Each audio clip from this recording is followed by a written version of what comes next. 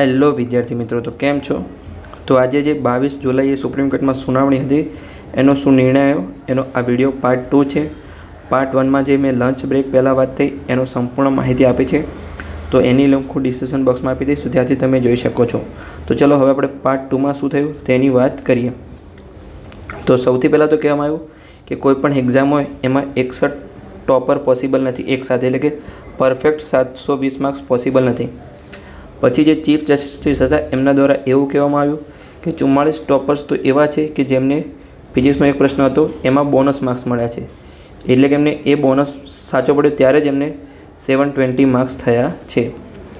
પછી જે ચીફ જે હુડ્ડા હતા એમના વકીલ જે સ્ટુડન્ટ સાઇડ હતા જે રીનીટના ફેવરમાં છે, એમને એવું કીધું કે ગણો કે એક પ્રશ્ન આપણે ફિઝિક્સનો નીકાળી દઈએ તો પણ એ વિદ્યાર્થીઓને 44 વિદ્યાર્થીઓને 179 એટલે કે 179 પ્રશ્નો સાચા છે, તો આટલું મેરિટ હાઈ જઈ શકે નહીં.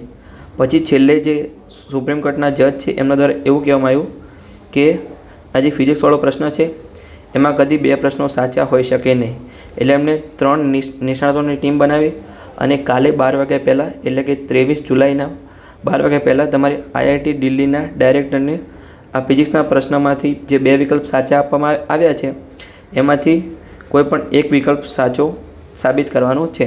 કદી 2 વિકલ્પ સાચા હોઈ શકે નહીં. જો જૂની NCERT અથવા નવી NCERTમાં કંઈ પણ કન્ફ્યુઝન હોય છતાં પણ તમારે એક વિકલ્પ સાચો કરવાનો છે, તમે કોઈ પણ આપો. પછી જે વકીલ હતા એમના દ્વારા એવું પણ કહેવામાં આવ્યું કે જો તમારે રીનીટ લેવી હોય તો 164 માર્ક્સ જે કટ ઓફ છે, એટલે કે જેને 164 પ્લસ માર્ક્સ હોય એવા વિદ્યાર્થીની રીનીટ લેવામાં આવે. તો 164 પ્લસ માર્ક્સવાળા કેટલા વિદ્યાર્થીઓ છે? તો 13 લાખ વિદ્યાર્થીઓ છે જેમને 164 પ્લસ માર્ક્સ છે, તો તેમની રીનીટ લઈ શકાય છે. આવું જે સ્ટુડન્ટ સાઇડના વકીલ હતા એટલે કે જેમને રીનીટની ફેવરમાં છે એવા વકીલે કહેવામાં આવ્યું છે.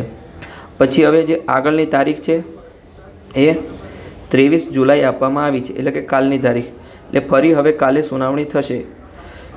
પહેલાં ફિઝિક્સવાળા ક્વેશ્ચનની માહિતી અપાશે કે એમાં શું કયો ક્વેશ્ચન સાચો છે, એટલે તમારું કટ ઓફ 5 માર્ક્સ નીચું આવી શકે છે. અને જે 44 ટોપર છે જેમને 720 માર્ક્સ છે એ પણ 715 આવી શકે છે જેમને કોઈ પણ એક ક્વેશ્ચન સાચો આપવામાં આવે તો, એટલે કે દરેક વિદ્યાર્થીને 5 માર્ક્સ કટ ઓફ નીચું આવી શકે છે, એટલે તમને ફાયદો થઈ શકે છે. હવે જોઈએ આગળ આપણે, તો આગળ રીનીટના કેટલા ચાન્સ છે? તો રીનીટના ચાન્સ હવે તો બહુ ઓછા છે, કેમ કે જજ દ્વારા કોઈ પણ નિર્ણય આપવામાં આવતો નથી, તારીખ પર તારીખ આપવામાં આવે છે. તો જે વિદ્યાર્થીઓને 200 300 એવા માર્ક્સ હોય અને જે વિદ્યાર્થીઓ ડ્રોપ મૂકવાની ઈચ્છા ધરાવતા હોય તો તેઓ હવે આમાં પડશે નહીં. નીટ 2025ની તૈયારી પર ફોકસ કરો, કેમ કે આ તો બહુ લાંબુ ચાલી શકે છે. કાલે નિર્ણય આવે, કાલે ના પણ આવે. દર વખતે એવું જ કહેવામાં આવે છે કે હવે ફાઇનલ નિર્ણય આવશે, પણ નિર્ણય કોઈ આવતો નથી. તો તમે તમારી તૈયારી પર ફોકસ કરો, અને જે વિદ્યાર્થીઓ ફાઇનલ એડમિશન લેવાના હોય એ આનો વેઇટ કરો કે આગળ શું પ્રોસેસ થાય છે.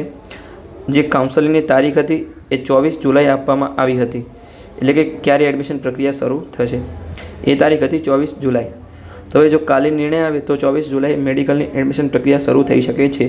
અને જો રીનીટનો ઓપ્શન આવે, અને એક એવું પણ કહેવામાં આવ્યું છે કે આજે 5 મે એક્ઝામ લીધી એને આપણે પ્રિલિમ એક્ઝામ ગણી શકાય, એટલે કે કાલ મેં કીધું હતું કે નીટ 2025થી 2 એક્ઝામ લેવાશે, પ્રિલિમ્સ અને ફાઇનલ. તો એની પ્રિલિમ એક્ઝામ ગણવી અને જે વિદ્યાર્થીઓ 164નો કટ ઓફ પાર કર્યું છે એમને આગળ મેન્સ એક્ઝામ લેવી, આવું પણ એક સજેશન આપવામાં આવ્યું છે. તો હવે શું થાય છે એ આપણે આગળ જોઈશું.